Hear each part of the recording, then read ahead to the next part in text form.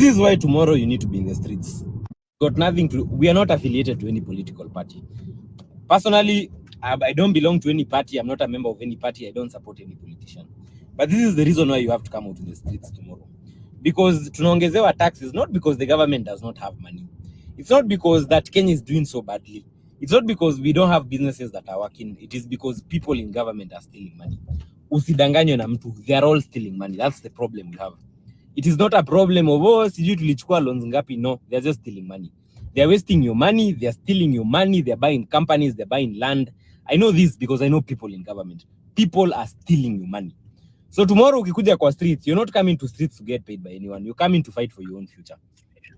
If we shut down, if my 2 companies shut down, if 3 other companies shut down, if all these big corporates shut down, trust me, ninyi ndio mtakosa kazi. Mimi tomorrow, if kukienda mbaya, I can always move to another country. But not everybody has that luxury. So kesho, please make sure you come out to the streets. Kuja mimi nitakuwa kwa streets. And let's tell the government one thing. We are not going to sit back. Watch a few people who are well connected in government steal our money. That's basically the thing. And you guys are not going to add us taxes. You're not going to add us taxes. That is basically what we're saying. If you really need money, deal with the corruption in government. Lakini kama mtu anauzia watu fertilizer fake, we have governors stealing billions of shillings, and you just turning a blind eye, then you want to add us taxes. I mean, you guys can also fuck off. Welcome to my channel. So that was businessman Khalif Cairo encouraging people to show up for the demonstrations against the proposed 2024 finance bill. So the demonstrations actually began 2 days ago, and this is what Ruto had to say. We are having a conversation about taxes and about debts and about what we need to do about it. This is the best thing that happened to Kenya, that we are having a conversation on issues that are of the nature of our country. Today, Kenyans know there is something called finance bill. Today, Kenyans know that we have a debt problem. Today, Kenyans know that there is a connection between the taxes we raise and the services we get, and the difference it makes in us not exposing our country to debt. That's a very good place to be. Let us continue this conversation. Secondly, I am also very happy because we are beginning to see institutions working in Kenya. That as the executive, we have made proposals to the legislature. The legislature have interrogated those proposals. The public has interrogated those proposals. The public have recommended through public participation. So after the demonstrations from 2 days ago, he went on and made amendments on that proposed bill. And the first proposal was to do away with the 16% on bread. Second one was to remove excise duty from vegetable oil. The third one was transfer of mobile services. I think they stopped the increment of transaction fees. Then they also proposed statutory deductions for housing levy to be deductible and allow what is subjected to payee to be less than what was there before. Then the fifth one was eco levy to be tangible to imported finished products. All locally manufactured items, including diapers and sanitary towels, will not be subjected to eco levy. The sixth one was increase the threshold from 5 million to 8 million, which was done away with. So only small businesses that have a turnover of more than 8 million will have to register for VAT.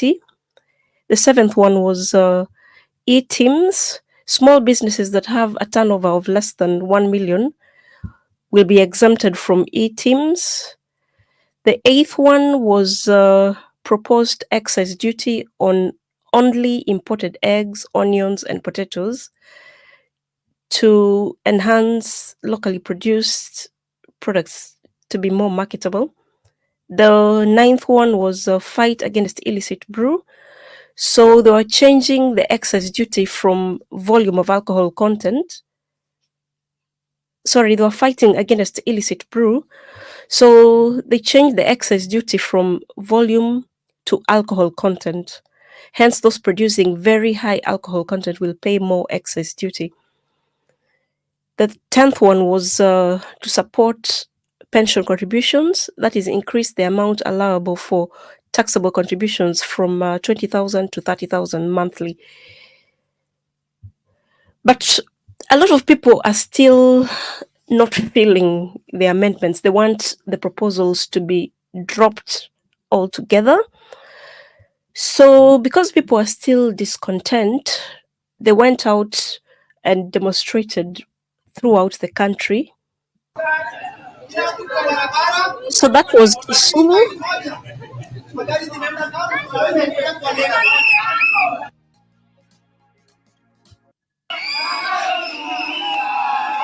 That was in Nakuru.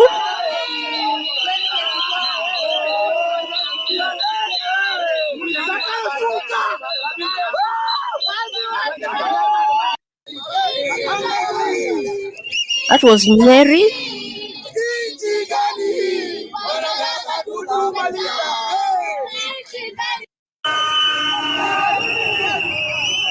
That was in Nairobi.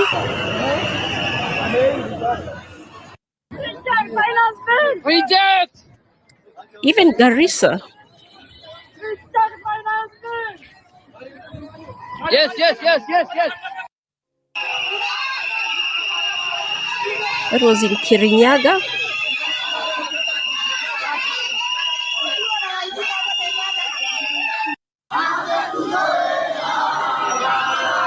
Nakuru again.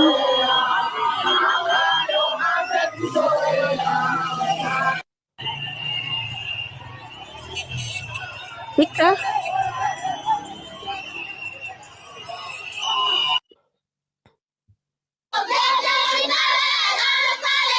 That was Kiambaa.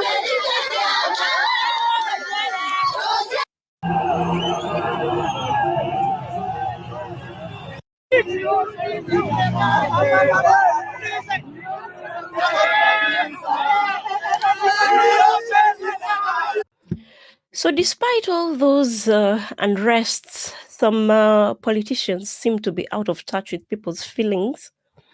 Engaging Kenyans long before a fake demonstration was organized, Mr. Speaker.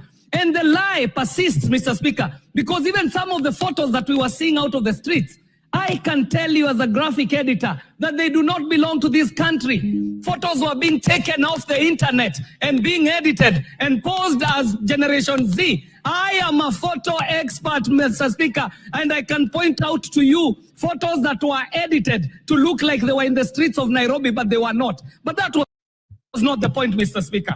My point, Mr. Speaker, I would like to let this House know that every digital image has a digital footprint. If a photo was taken in 2020 and is being used yesterday, we can tell from the metadata of that photo, Mr. Speaker. So there's no debate about that. Mr. Speaker, the truth of the matter is that we have a finance bill that seeks to move Kenya from being a net importer so that we can have cottage industries, Mr. Speaker. Obviously, Kiarie is out of touch with what is going on the streets, because just like I've shown you, the demonstrations have spread throughout the country. Another person who seems to be out of touch is Nyamai. Girls that I pay fees for. And she was in the street. And she had written a message to me the previous day. And I asked her, you told me that it was about taxation on motor vehicle and bread. Why are you in the street? Honorable Speaker, I have just shared the video with CPA Bandi. The girl told me that she was not in the street concerning the bill, that she was doing TikTok, Honorable Speaker. And she was swinging, Honorable Speaker, very nicely. She told me that she was there because she wanted to get views for TikTok, Honorable Speaker. So, Honorable Speaker, and I'm going to show you, Honorable, She says that she cannot find the stones because the community that provides stones was missing in action. So she was wondering where the stones were. Honorable, and Another I want to one say is this on a Cecile. light note. 2032 is very far. For me, the most important is to make sure our team leader, William Samoei Ruto, gets a second term. That, for me, is the most important. And he can only get a second term when he delivers and gets this country out of where it is right now. That is the truth. Now, once he gets his second term, Dindi Nyoro, Aaron Cheriot, Kimani Ichung'wah, any of you wants to go to climb up to pambane hiyo wakati. And I want to tell you, some of you think it's only you men who want this seat. Ata sisi. It seems like this Cecile just wants to earn some brownie points from Ruto. Things are unfolding. Ruto is losing respect as every minute ticks by. In fact, he's become a butt of jokes.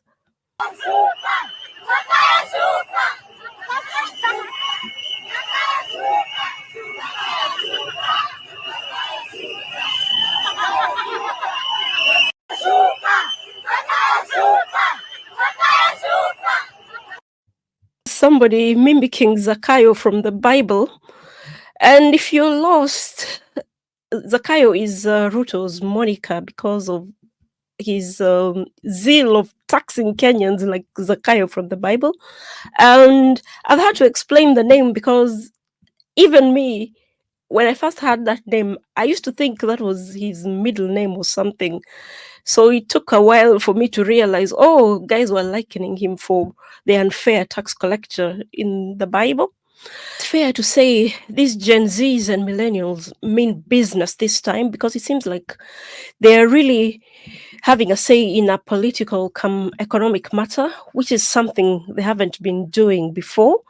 So any serious politician who is hoping to keep their job or any aspiring politician ought to pay attention to see what they are posting on their respective platforms about the next elections, to see how serious they are. Is Caliph Cairo's post about suggesting that Gen Zs and millennials form a political party of Kenya, and after that start a massive ground registration campaign. Then by 2027, they come up with a list of candidates to support, and first target should be the county of Nairobi. Pilipili flavor si pakeni mint ka vape. Copy vape mtengeneze tia gas zingine. Kama wewe unaonaje? True. Any like minty ice. Any minty ice. Pilipili flavor. Yeah. Let's shop around. Let's invest in that. Petit. That's Gen Z making fun of the tear gas canisters the cops were using on them. This is a message to you. Usitoke, don't come. Agwambo, please stay at home. We saw your efforts, okay? We saw everything that you did for Kenya. Now let us. We miss you, but Agwambo, please don't even come outside. Don't come outside. Tunatoka on your behalf, okay? Raila responded to that lady's post. He said, "I'm a very proud father today. Hongera sana to the young lady and all those who bravely stood for their rights." So things have really heated up, and I wish these politicians would wake up and realize it's a new day. We need to realize that business cannot be conducted as usual, and if Ruto and his people hope to rule for a second term, things have to change. So I'll keep you posted with developments, and don't forget to check out a video I've done about amnesty for filing tax returns, which I'm going to link below and at the end of this video. So like and share this video, comment your thoughts in the comment section below. Thanks for stopping by, and I'll see you on the next one. Bye for now.